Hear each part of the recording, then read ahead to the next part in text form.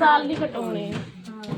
First time जो आपका जीवन ज्योति का किया गया था ना, हाँ जी, वो सरकार की तरफ से जो है स्वयं सहायता समूह की लेडीज को फ्री किया गया था। यानी कि ये 436 वाला है ना जीवन ज्योति और सुरक्षा बीमा योजना, हाँ जी, ये बीमे जो है एसएचजी की महिलाओं को गवर्नमेंट की तरफ से करवाए गए थे।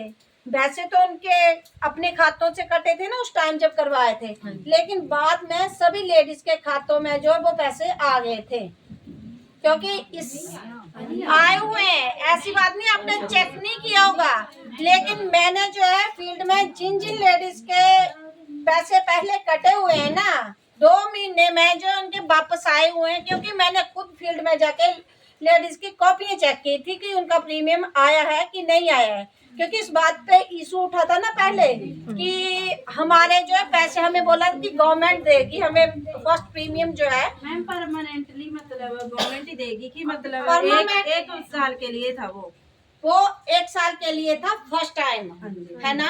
सरकार आपको उस स्कीम के साथ जोड़ रही थी उस टाइम, है ना। अब आप बोलोगे कि हर साल तो नहीं होगा ना। गवर्नमेंट आपको एक स्कीम दे रही है ना कि आप इस स्कीम के साथ जुड़ो, और वो स्कीम हर किसी के लिए नहीं थी, सिर्फ और सिर्फ एसएचजी की महिलाओं के लिए थी। ग्रुप वाले ग्रुप महिला वाले। हुए थे तभी। ग्रुप वाली महिलाओं के किए गए थे ना, तो फिर अब जो है उसका प्रीमियम आपके अपने खातों से कटेगा।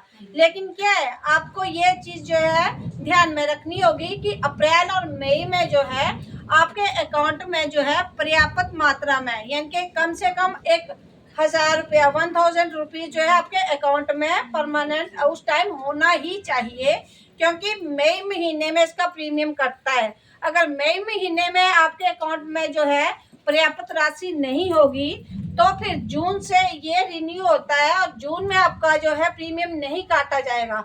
उस टाइम आपको बैंक में जाकर बैंक के अधिकारियों को ये बात बोलनी पड़ेगी कि हमारा जो इस साल का जो प्रीमियम नहीं कटा है और आप जो हमें जीवन ज्योति या फिर सुरक्षा बीमा योजना की स्कीम जो है हमारे अकाउंट में लागू कीजिए फिर से, क्योंकि ये खत्म हो जाती है, 1 साल के लिए वैलिड है। 1 साल के बाद ये स्कीमें जो है खत्म हो जाती है। तो इन स्कीमों को रेगुलर रखने के लिए हमें खुद अवेयर रहना पड़ता है इस चीज के लिए कि हम जो है अपने खातों में इन चीजों को टाइम टू टाइम अवेयर करवाएं, टाइम टू टाइम जो है अपडेट करवाते रहें, ठीक है। बाकी लोन के रिगार्डिंग किसी का कोई क्वेश्चन